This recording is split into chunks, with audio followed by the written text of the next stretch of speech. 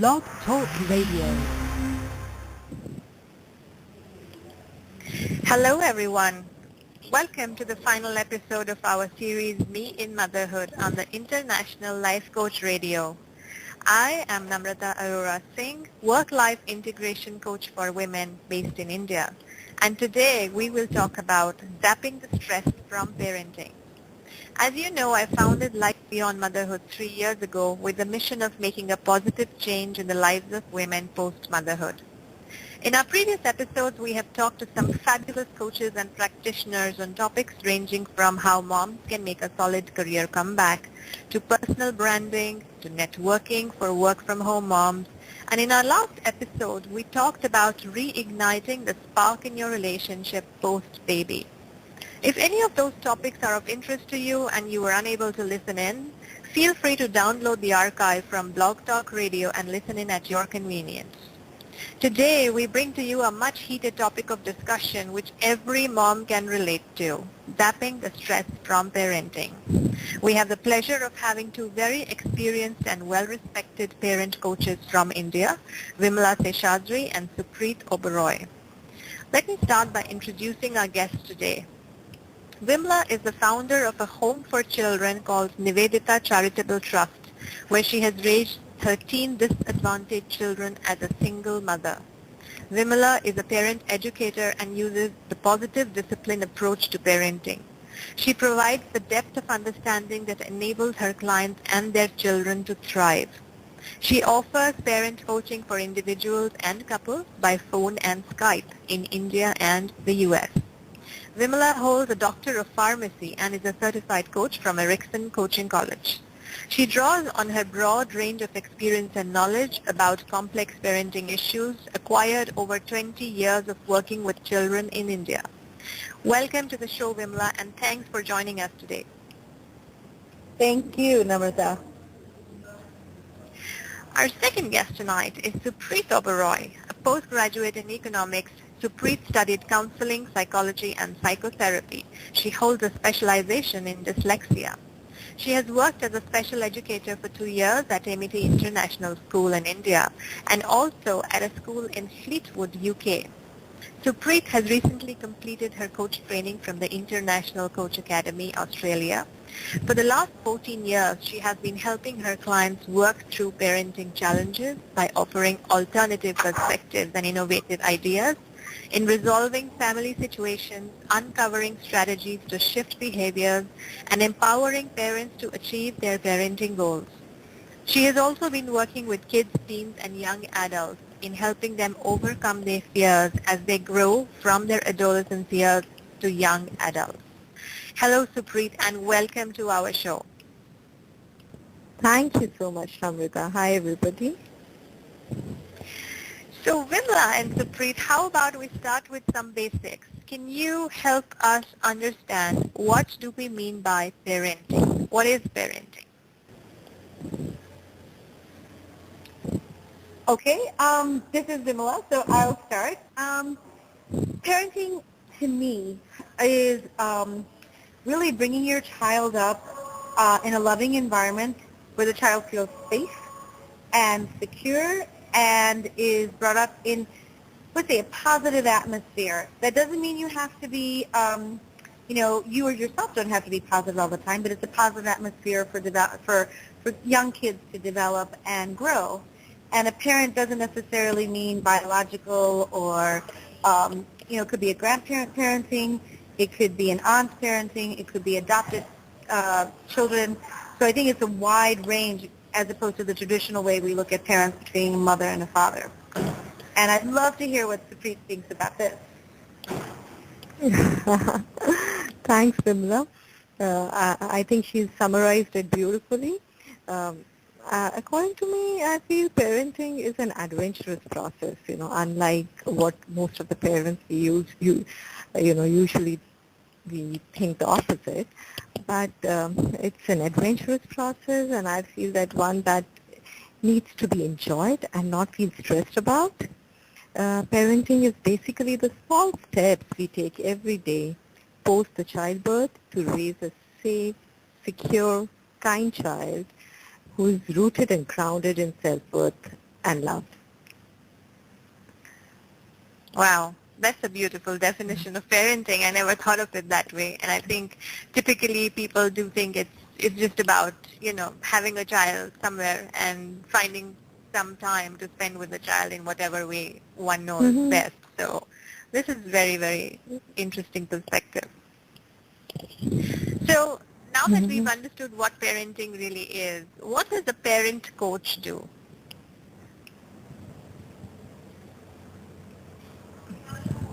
Uh, uh, okay, is that for me?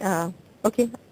I think, Namrata, a parent coach is a person that supports parents in their parenthood journey. And many parents feel overwhelmed and frustrated with the daily challenges of raising a child. So a parent coach helps them to identify their parenting goals and develop strategies to achieve the same. I think basically a parent coach helps in creating a positive and empowering relationship between the parent and their child. Mm-hmm.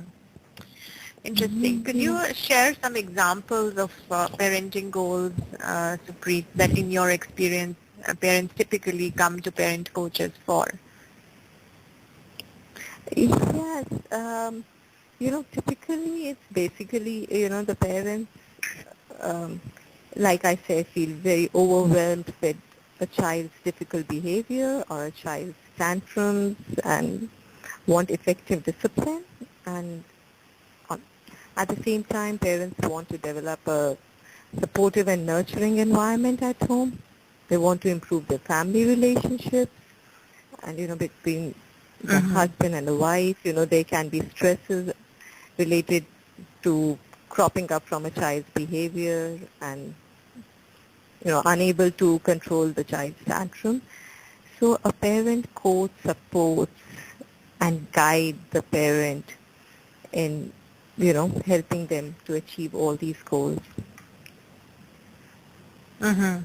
That's interesting. And Vimla, I read in your profile that you do a lot of virtual coaching, while I know Supreet does a lot of face-to-face coaching.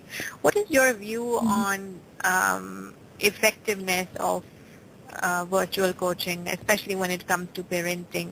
Does it really help for people to speak to someone they've not met about parenting issues? How does it really work? Okay, I think from my experience when I have had parents I've actually never met face to face, there are advantages of doing virtual coaching from a perspective of some of the emotions that I may have as a coach.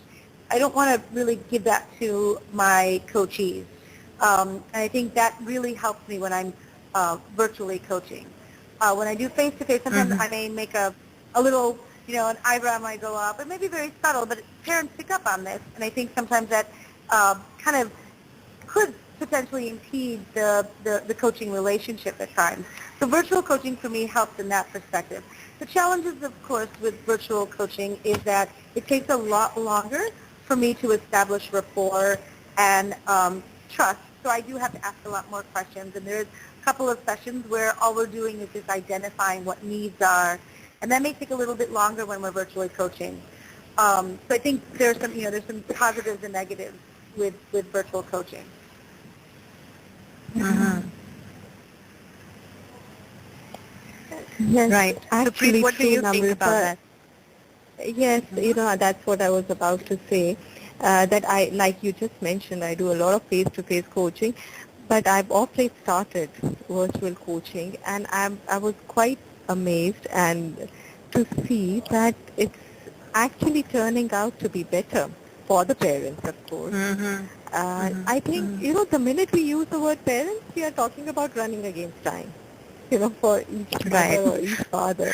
Right. So a working Mm-hmm. parent or a homemaker who's a parent, either way, we are talking about shortage of time. So in this scenario, virtual coaching is an ideal approach because when I talk about face-to-face means, an hour or two of traveling and then being here.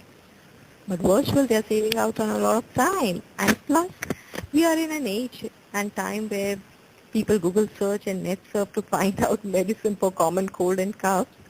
and join various groups online to discuss different problems. So given this situation, parents' sole aim is to find solution to their problems. They have absolutely no inhibitions in talking to somebody who's an expert in the field. So even if they are not face-to-face, but this generation parents are pretty comfortable with the virtual coaching I've seen. Yeah, that's so true, and I totally subscribe to both your views on how I feel virtual coaching is fairly effective. In fact, the other day, a client of mine asked, will this coaching really be effective? And we are talking of executive coaching, which we're doing virtually. And I pulled out researches which surprised me, which indicated that virtual coaching is as effective, if not more, than face-to-face coaching. And this whole thing about biases being removed and your attention really being focused on the conversation, plus, of course, the added advantage of saving time and in many cases money as well, is certainly something one cannot ignure. So that's awesome news for parents out there and for all our moms who are running against time, like you said. Yes, absolutely.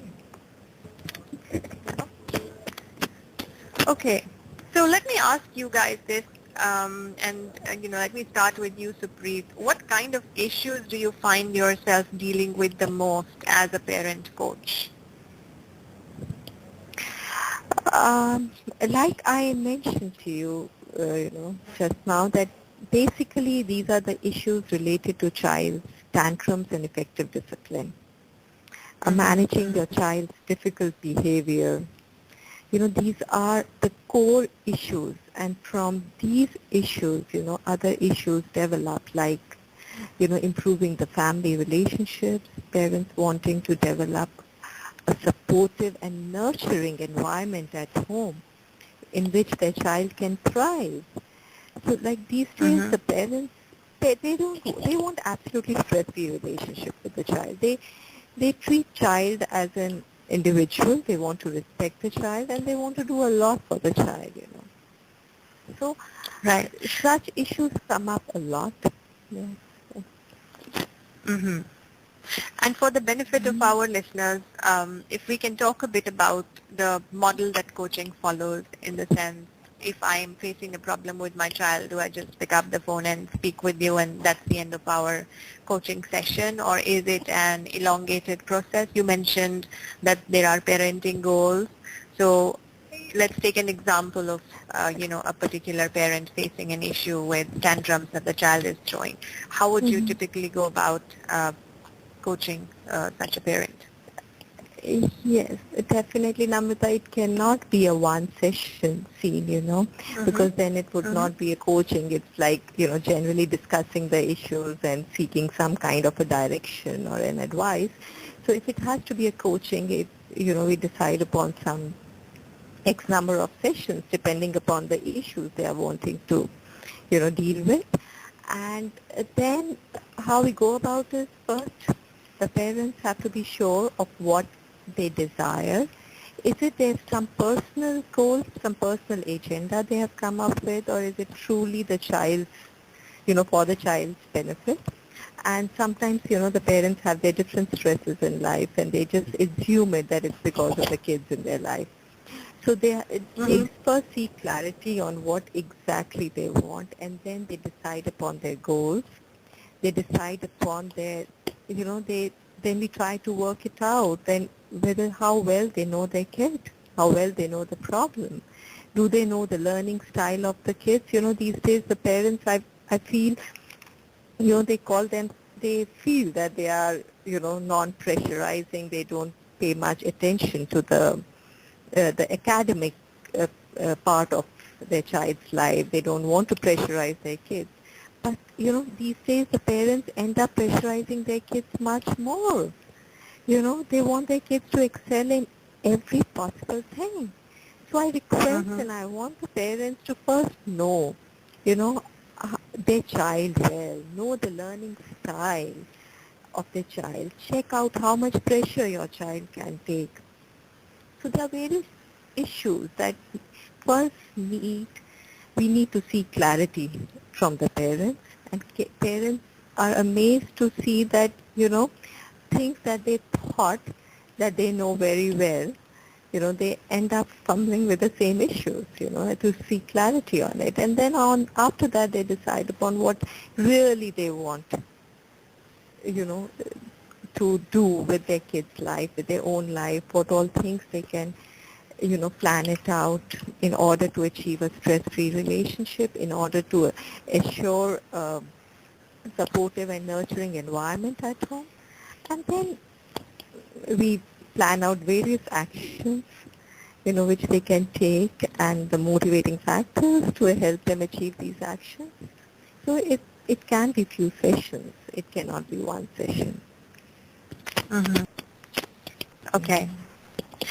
And Vimala, I know when we spoke about this earlier, you had mentioned that a lot of the parents who come to you, they're very often stressed about things related to homework. And I know it's a very hot topic amongst moms, and it's something that causes them a lot of stress, especially the working moms. Do you think it causes family discord, and how does one really go about resolving this?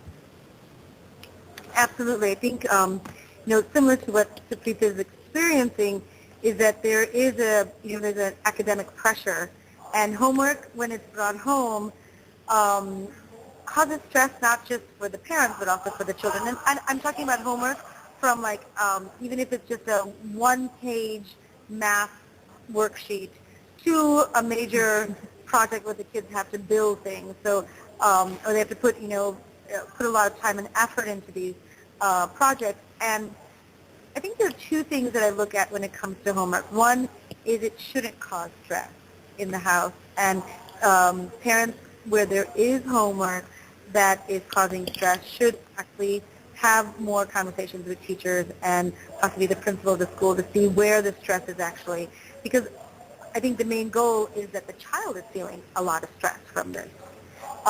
Inadequacy comes in with children when they can't do their fraction worksheet and their other friends can.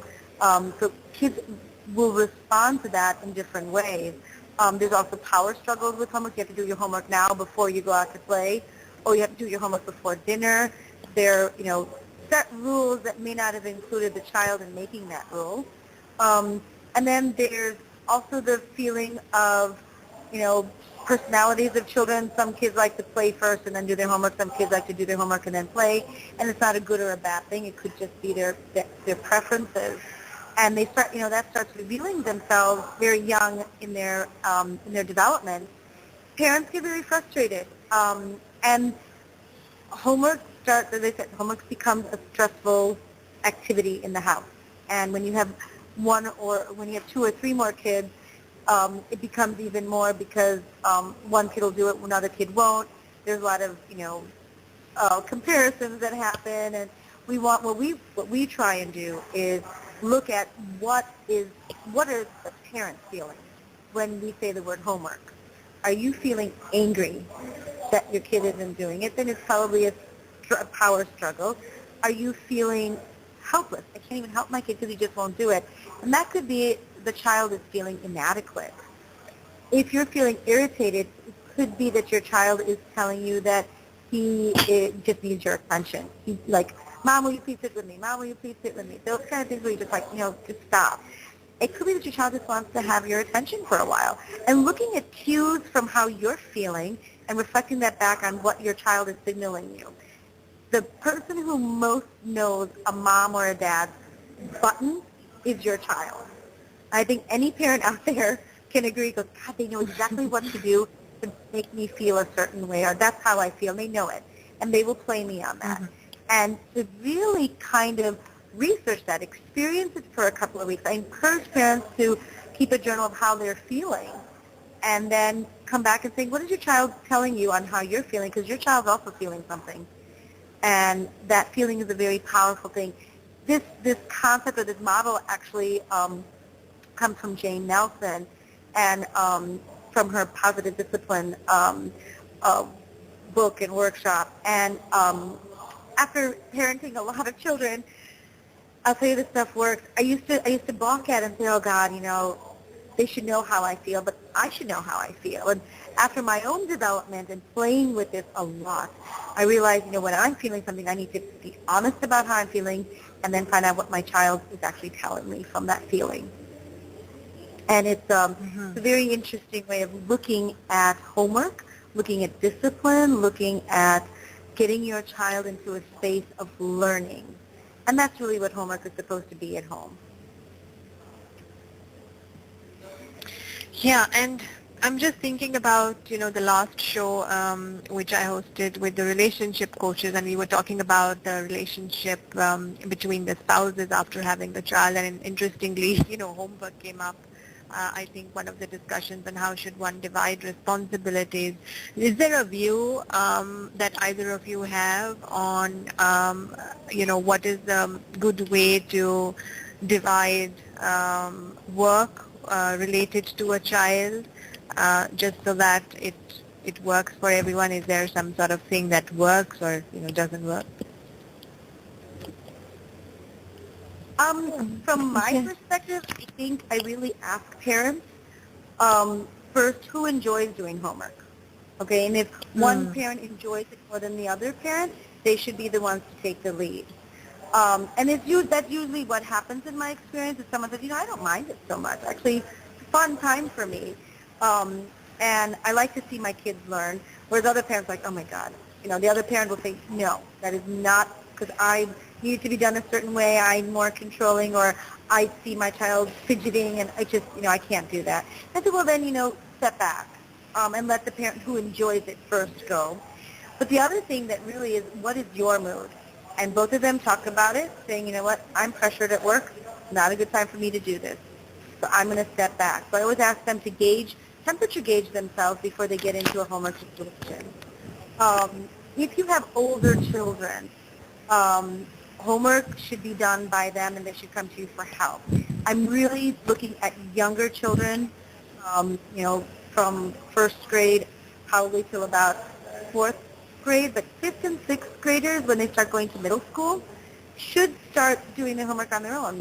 They need support. They may need reminders saying, hey, this is the time you told me you were going to do homework. Do you need some help with it? What can I do to make this environment better for you? And usually that says, oh, yeah, I've got to go do it. Yeah, I'm going to go do it right now. Hopefully that prompts that behavior. But sitting and actually doing homework with kids should only be with the little kids. The younger kids, where they really probably need a little bit more attention and focus. One more thing I'm going to add to this is here's a big thing, and this is a global issue, is parents doing homework for kids. And when I start hearing like, oh, well, I did the project, I was just helping, but then I ended up taking over. I mean, it's come in TV shows as, as kind of warning signs, and it does happen. And I think that the funny thing is that we finally know how to do homework and projects real well as adults, and we never knew it as kids. So all of a sudden now we're like, oh yeah, I can do that now. But we got to let our child do it, even if it really, the lines don't match and the lettering is off, or the building that they built is a little crooked. It's their work, and they should be proud of that work. So I invite parents to really step back, saying, what's the learning here for you? What's the learning there? What's the learning for them?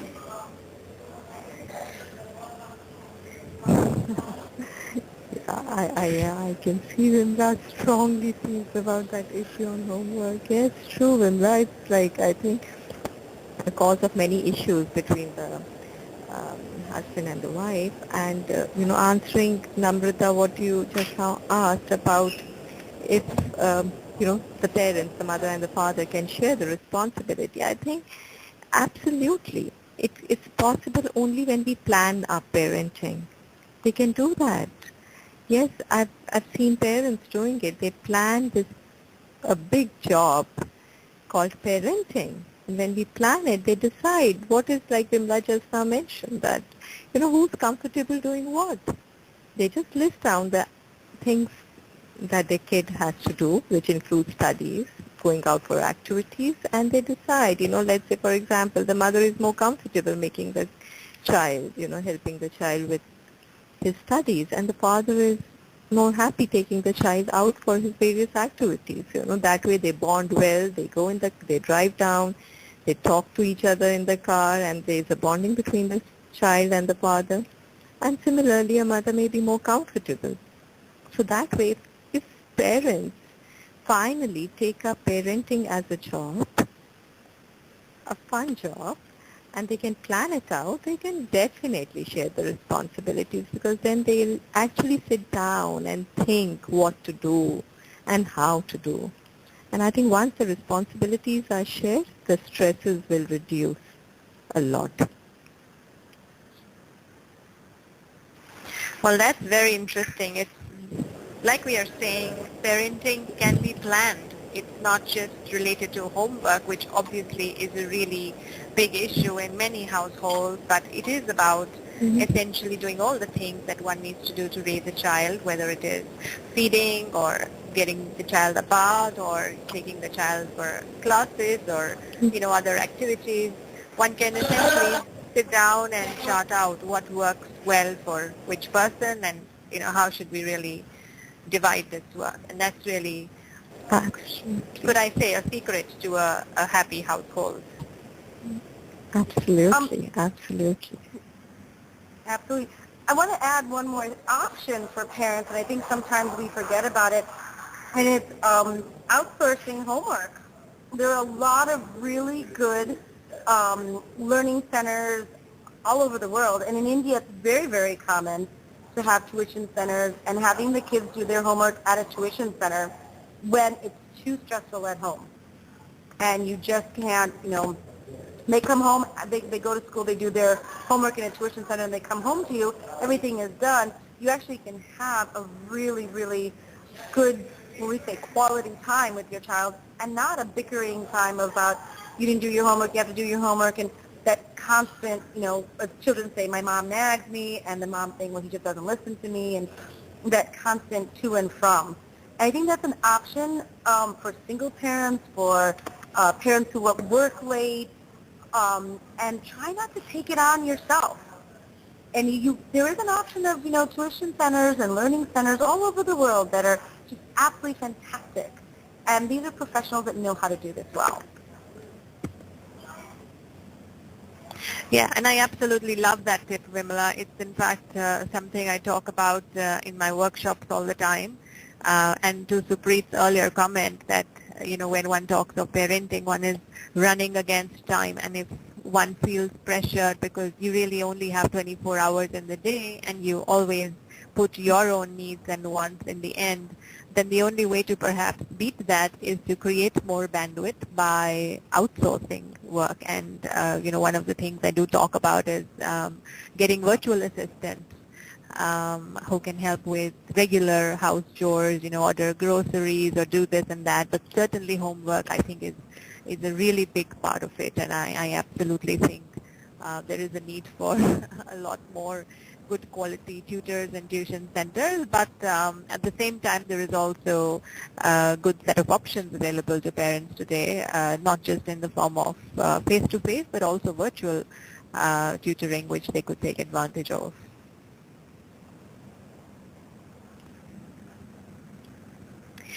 Okay, so well, that's a lot about homework, and I know any moms who will be listening to this show will really find this very useful.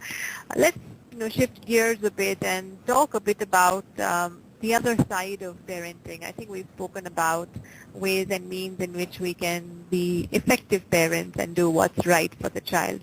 What is, in your mind, ineffective parenting, and what do you think is its impact on the child? Vimala?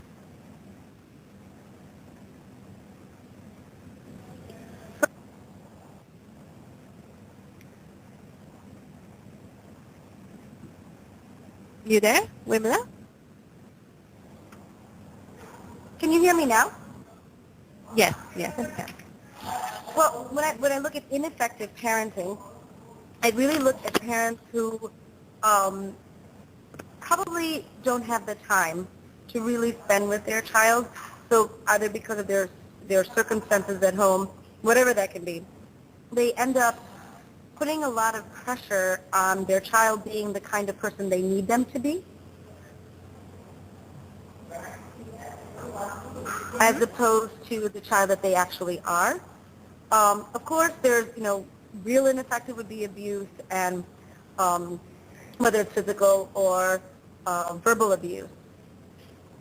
And I think that's the most extreme case of ineffective parenting. That's, and that if we move into a middle ground, it would be parents who don't have time. If we even move a little bit further with an arrow coming down a little bit, ineffective parenting is also parents who don't listen to their kids, who really don't know their child, and have a child in their head that's not the child that's in front of them, and it doesn't reveal themselves sometimes until the child's much older, and the child will tell them, "I'm not the person that my mom thinks I am."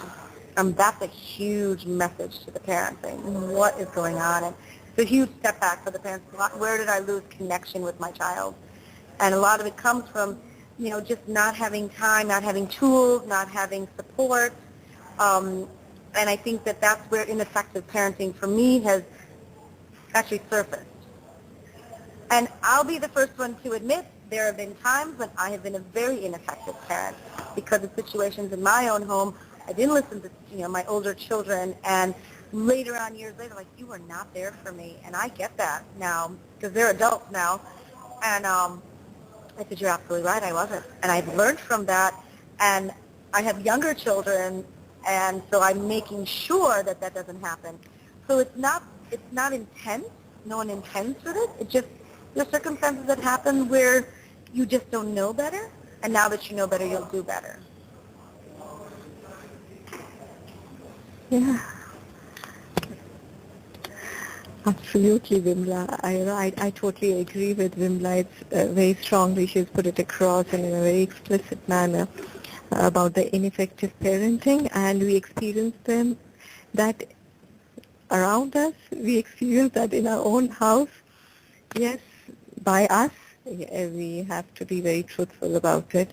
But there's another side to ineffective parenting, I believe, and that is when we try to become gods instead of guide in our children's life. I think that's very, very ineffective parenting. It's when we don't teach our children to experience their inherent guiding system, which tells them what is right and what is wrong. We are all the time becoming God, telling them what to do, what not to do. I think our job as a parent is a two-part process. One is to foster their independence at a very early age, and second is to demonstrate what alignment looks like. We can't be all the time telling them what to do, what not to do this, do that. I think there's a very beautiful quote that says that example is not one way to teach. It is the only way to teach. So there are times when we parents are fighting with each other. The couples are fighting amongst each other. Family fight, there's so much of unhappiness in the house. And what are we teaching? What example are we giving to our kids? What environment are we giving to our kids? So on one way, when we are lecturing our kids, we are telling them to be good human beings, to do this, to do all the right things. But what example are we setting? So I truly feel that the minute we become God in our kids' life, we've sown the seed of ineffective parenting. Absolutely, Supreet. And actually, I have a sign, and I actually share it with my parents that I coach. Is less is more when it comes to parenting. Allowing your child to do for themselves is really truly parenting. And it's so funny parenting, but I have to do for my child. And I always get a lot of pushback saying, but if I don't, he won't. And I said, well, and then what would happen? Oh, perfect example is food. If I don't feed my child, he won't eat. If I don't, and I'm like, yeah, and then how many days is that going to happen where he's not going to eat? He may not eat for a meal. The next day he's going to eat by himself. You're absolutely, but it does take a lot of patience, and it takes a lot of really feeling like, am I being a good parent or bad parent? But definitely parenting where you think less is more is much more effective than if I do more for my child. Yes, absolutely. We've heard about cases where, a 16-year-old kid drunk driving, and, and the car met with an accident and all the four children sitting in the car died. So what went wrong? Let's analyze it. Where things went wrong. So a parent who's teaching their kids to be in alignment with their own guiding system from the childhood, the kids will not end up being in that car, because then the kids will, the parents have to teach the child to live in the same way. They have to see, they have to experience, they have to feel their own guiding system, which will tell them what is right, what is wrong, what is joy that means to them, what is freedom.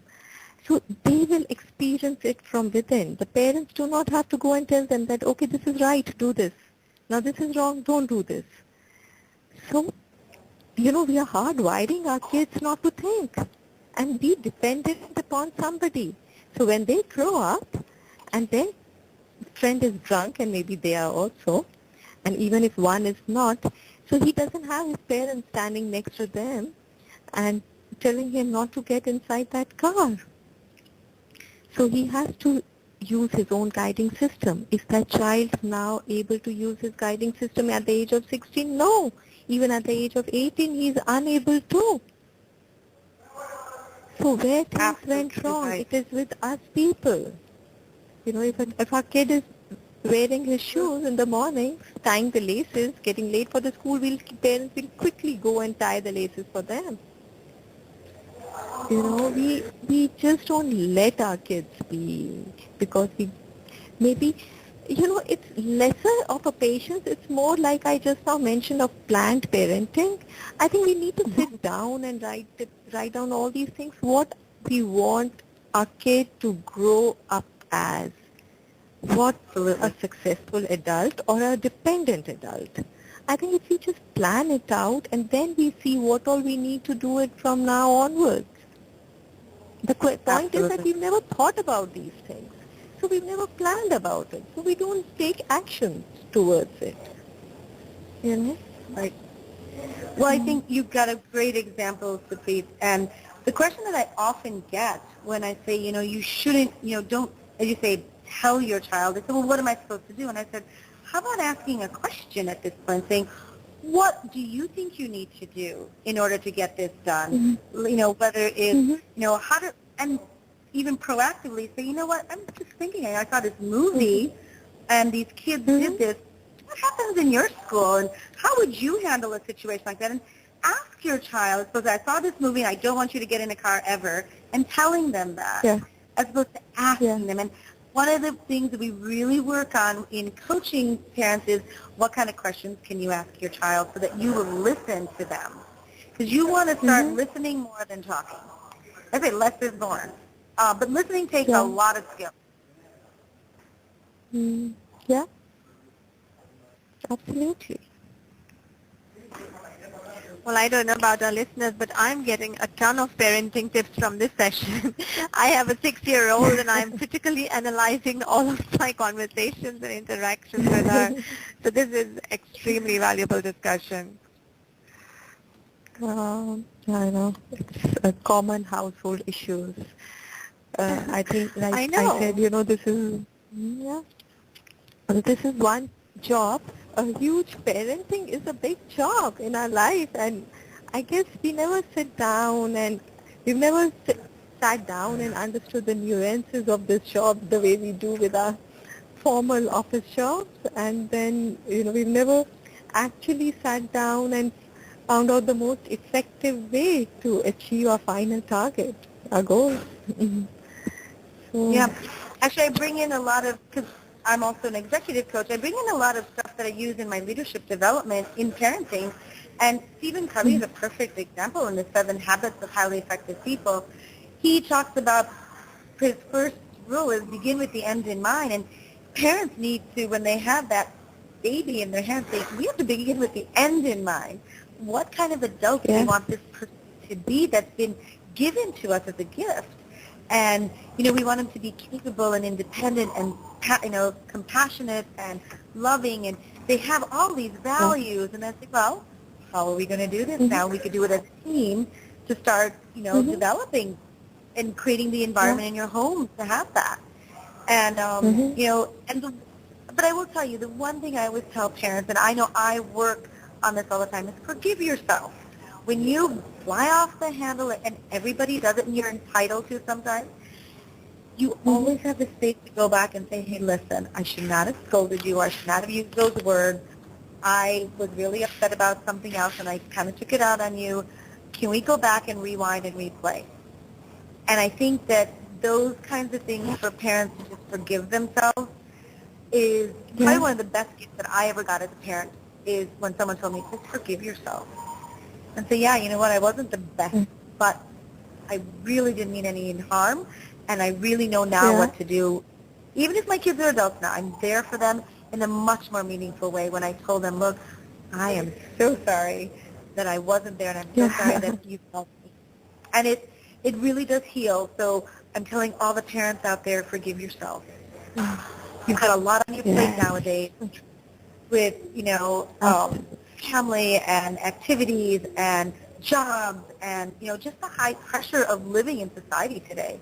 So please be gentle with yourself and your children. Yes, so true.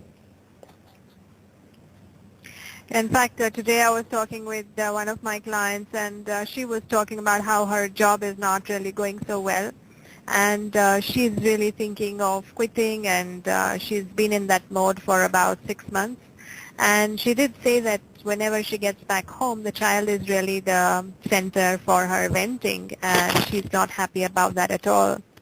And by the end of our conversation, she was totally convinced that she had to quit and she had to take a break for her to be able to get a hold of herself. So you're right when you say that, be good to yourself first, because for a mom, she's really the center of the household and the happiness of the household.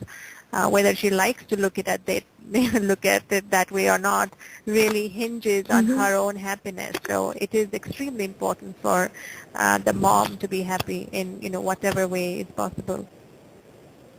Oh, you're absolutely right, Namrata. And I think adding on to that is that society puts a lot of pressure on being the perfect parent, and there is no perfect parent out there.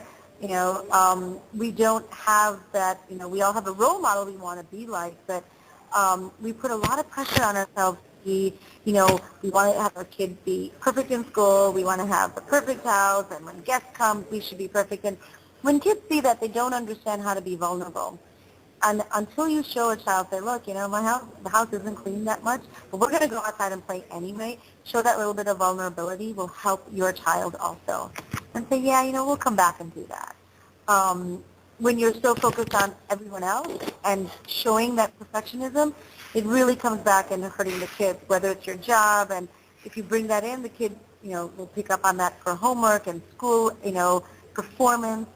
And it's we live in a society where we're supposed to be a certain way, and I invite parents to be very independent of how other parents live.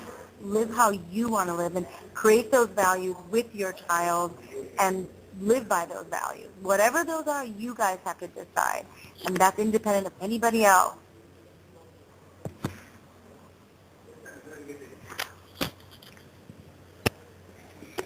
Yeah, and one of the things I was reading about in this book, How to Talk So Kids Will Listen and Listen So That Kids Would Talk, I believe that's a great resource for parenting. Yes.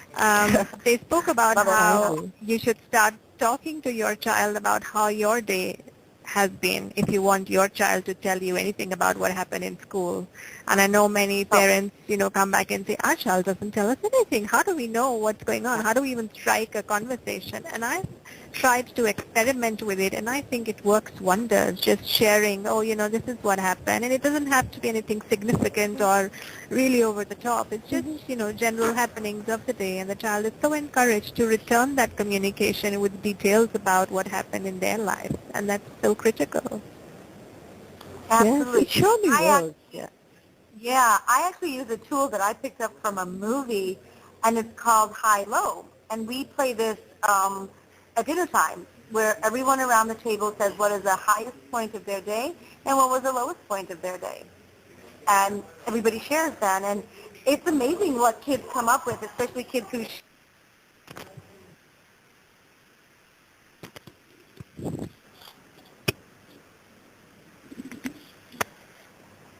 Oh, did we lose you, Vimala? Oh, I'm sorry. Did you hear that? I'm so sorry. Yeah, no, we couldn't hear Yeah. the last line. Okay. Kids themselves, if you have more than one child, they start saying, "Oh yeah, that's the same thing that happened to me," and they'll start having their conversations, and you can step back and just observe, getting the kids to talk about what happened. And high-low is a great. Let's say you start as a game. Hey, I got this game. You guys want to play? And it's just high-low, and you start sharing, but you have to be the one to go first in that. You know, this is my high point was, I got my project done. My low point was two people called in sick, so I had a lot of pressure at work. And then someone else takes over, and, and it goes around. And always allow a child to say, you know what, I don't want to talk about my day today.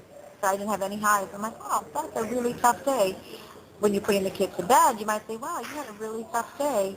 And that's it. And then maybe 2 days later, maybe that night, they'll start sharing with you. But at least they know that you're there and you heard them. Not crying, just saying, wow, that's a really tough day. I've had some bad days too. And leave it. And all of a sudden the kid's like, yeah, you've had bad days too? And it starts opening up that ability to be vulnerable. And it's a tool that is a lot of fun. Yeah, that sounds very interesting. So, Preet, you were going to say something. Yeah, no. I was just going to, just say the same thing. It definitely works. It's a trick that works. What you just now mentioned and what Vimla was saying of high and low point, but like what you said that, just start discussing your own life, your own day-to-day routine with them, and then they just feel that you're a part of them. You're not just some godly figure, and you are a part of them. And so they open up. They may not open up the first day or the second day, but if we consistently, continue with this routine with them of telling our own routine and talking about our life to them, and then they just beautifully open up each and every. It has 100% success rate, this thing. Yeah.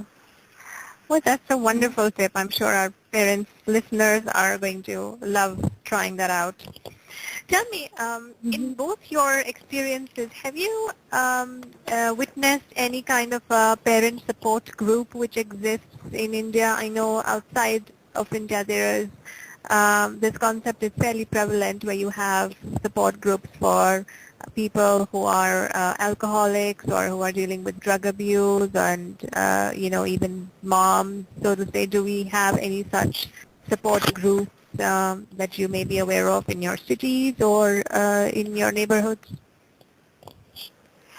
Uh, uh, Not many, Namrata, but the few parents who come to me, and myself being a parent of young kids, these days, thanks to the smartphones, all the parents have started, most of the parents, they have the numbers of all the mothers on the WhatsApp, and so they formed a group.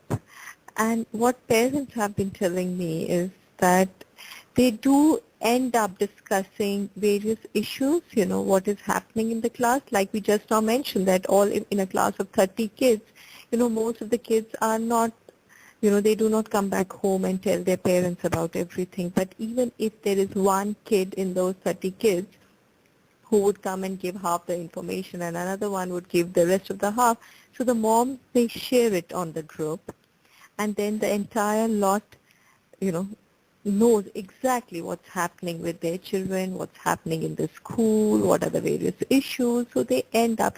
So it's a very informal parent group, and it's not very common these days, but it is, at least it started happening and it's catching up. It's like in the last, I guess, in the last few months, I'm increasingly hearing parents, now talking about it. And thanks to WhatsApp, groups and other groups, they've informally made these groups now.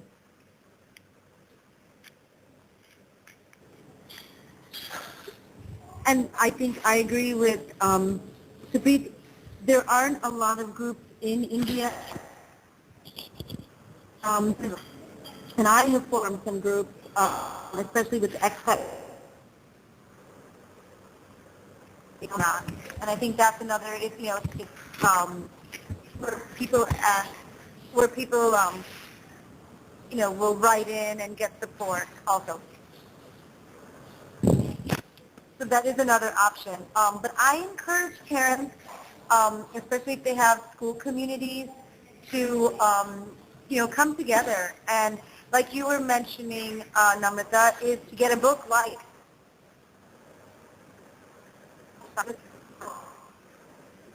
and do be a book, will this work? And that's a great way to get parents into a real life situation. And even if you don't have somebody leading it, you can at least start it. Another good book is Positive Discipline by Jane Nelson. And then there's, there are umpteen number things were said. Yeah, that's a great idea. It's kind of clubbing a book review with parenting issues. Parents kind of come together and they read books and they kind of, share experiences with each other and tips on how they handle certain situations.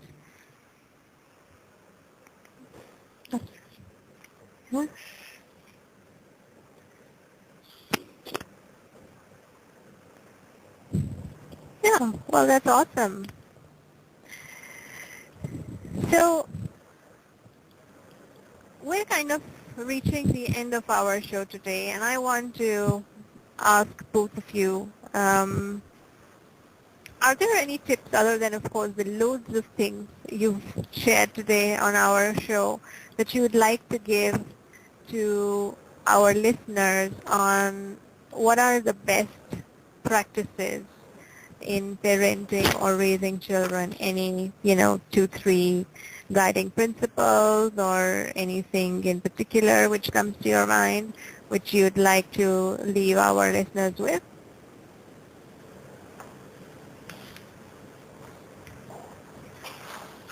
Okay. Namrata, I would request the parents, I'm literally requesting the parents that please, please don't become a doormat or a dictator for your child. This is what I've been experiencing when I meet lots of parents, that either they are a dictator in their kid's life or they are a doormat. So please do not be one. What you want to do is to become a guide. A parent should be a guide, a parent who rescues their children from everything, and a parent who orders them to follow. Both strip their child of their self-confidence and both make their children feel powerless. I think powerlessness is the number one problem in the world today. It is the reason for our interpersonal, personal, and the world conflict which is going on today. We have to realize that we shoulder a very, very huge responsibility. We as parents, we shoulder the responsibility to raise the future generation. And for that, we have to be very careful. We have to understand that as parents, it's important to understand the difference between consequences, giving consequences to our kids versus punishment. We should not rescue your child from problems. Rather, let them face it and guide them to solve it. Let them think for themselves. Do not think and decide on their behalf. Oh, brilliantly said, and thank you for that. And I think I would add on to that is for parents and anyone who has a child in their hands, and I would even extend it to teachers, be mindful, be compassionate, and be there for your children. And there's 3 things that I would say when I'm looking at mindfulness. Mind what you're doing and mind what they're doing. So be very there for them, present. authentic, and be mindful of what you're saying. Be mindful of your activities and how you are, as well as what they're telling you. Be compassionate to yourself first, because you cannot be compassionate to anybody until you're compassionate to yourself. And then show that compassion to your children. And know that they are going to make mistakes, and wait very patiently so you can guide them. Is exactly what Patricia said. And I think the last thing is be there for your child. Physical presence has so much. You're just there saying, I was there, I told you I'm going to pick you up from school, I'm there to pick you up from school. Just being, 99% of parenting is just showing up and saying, I'm there for you, and creating that safety and creating that confidence and that security for the child. So I would say those three things for me are so critical to basic parenting. Well, that's awesome and wonderfully summarized by both of you. On that, one of the things I just want to put in there is this whole aspect about being present. And while it's important to be there for your child, Vimla, today, we all know how technology has really taken up our mind space more than it should. And I know so many parents who are perhaps physically present with their child, but they may be either chatting or texting or on the calls, and essentially that really doesn't help. One of the blog posts, in fact, I've written about was on PQ, or presence quotient. How present are you? You may be there, but are you really present in the moment, listening to what the child is doing or saying, or feeling what the child may be feeling? And I think that is really an invaluable thing that each of us can give to our parents, to our children, perhaps. Beautiful, Namrata. That's excellent. Very true. I think that's the need of the hour. We can't do without our smartphones in one hand, and, our child talking, and we just nodding, and, and our eyes glued to the smartphones. Oh God, that can be really killing for a child's self-confidence. It's really horrible. I think we should be really mindful, like Vimla said, be very, very mindful of, and this is a very important point. Yeah. All right. Well, Supreet and Vimala, it has been an absolute pleasure hosting both of you on the show, and I do look forward to speaking with you again. I am sure I'm going to reach out to you for some parenting tips very soon, because you've left me thinking on so many aspects of my own parenting that I cannot help but view the need to meet you. If any of you listeners would like to get in touch with me or with our guests, do write to me at namrata@lifebeyondmotherhood.com. As shared today was the last episode of the Me in Motherhood series on the International Life Coach Radio. Stay tuned in to Blog Talk Radio to know about other scheduled episodes. Thank you again, Supreet, and thank you, Vimala, for your time. Really appreciate your being here today. Thank you, Namrata, and thanks, Vimla. It was great insight, by you. Thank you. All right. Until we meet again, this is Namrata from Life Beyond Motherhood signing off. Cheers to a life that is ours to choose. Bye-bye. Bye. Bye.